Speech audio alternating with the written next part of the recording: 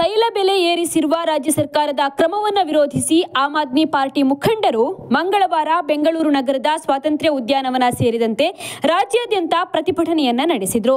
ದ್ವಿಚಕ್ರ ವಾಹನಗಳಿಗೆ ಹೂವಿನ ಹಾರಗಳನ್ನು ಹಾಕಿ ಅಣಕು ಅಂತ್ಯಕ್ರಿಯೆ ನಡೆಸುವ ಮೂಲಕ ಗಮನ ಸೆಳೆದರು. ಸೈಕಲ್ಗಳನ್ನು ಏರಿ ರಾಜ್ಯ ಸರ್ಕಾರದ ವಿರುದ್ಧ ಧಿಕ್ಕಾರವನ್ನ ಕೂಗಿದ್ರು.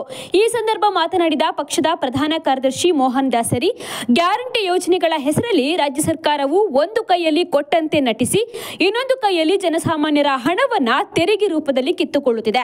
ಸಮರ್ಪಕವಾಗಿ ಸಂಪನ್ಮೂಲ ಕ್ರೋಢೀಕರಣ ಮಾಡಿದ್ರೆ, ಭ್ರಷ್ಟಾಚಾರ ಮತ್ತು ಕಮಿಷನ್ ದಂಧೆಯನ್ನು ನಿಲ್ಲಿಸಿದ್ರೆ ಗ್ಯಾರಂಟಿ ಯೋಜನೆಗಳಿಗೂ ಮಿಕ್ಕಿ ಇತರೆ ಎಲ್ಲ ರೀತಿಯ ಅಭಿವೃದ್ಧಿ ಯೋಜನೆಗಳನ್ನು ಕೈಗೊಳ್ಳಲು ಹಣ ಉಳಿಯುತ್ತದೆ ಎಂದು ಅಭಿಪ್ರಾಯ ವ್ಯಕ್ತಪಡಿಸಿದರು. ಮೇ 2023ರಲ್ಲಿ ನೂತನ ಸರ್ಕಾರ ಅಧಿಕಾರಕ್ಕೆ ಬಂದ ಬಳಿಕ ಕೇವಲ 1 ವರ್ಷದ ಅವಧಿಯೊಳಗೆ ಅಬಕಾರಿ ತೆರಿಗೆಯನ್ನ 3 ಬಾರಿ ಹೆಚ್ಚಿಸಿದ್ದಾರೆ. ಸ್ಥಿರಾಸ್ತಿಗಳ ಮಾರ್ಗಸೂಚಿ ದರ ಗರಿಷ್ಠ 25%ರವರೆಗೆ ಏರಿಕೆ ಮಾಡಿದ್ದಾರೆ. ನಾನಾ ಹಂತದ ವಾಹನಗಳಿಗೆ ವಿಧಿಸುವ ತೆರಿಗೆಯನ್ನು ಕೂಡ ಹೆಚ್ಚಳ ಮಾಡಿದ್ದಾರೆ. ಬೇರೆ ಯಾವೆಲ್ಲ ಮೂಲಗಳಿಂದ ತೆರಿಗೆ ಹೆಸರಲ್ಲಿ ಜನಸಾಮಾನ್ಯರನ್ನ ಹಿಂಡಬಹುದು ಎಂದು ಹುಡುಕ್ತಾ ಇದ್ದಾರೆ ಎಂದು ಆರೋಪಿಸಿದರು.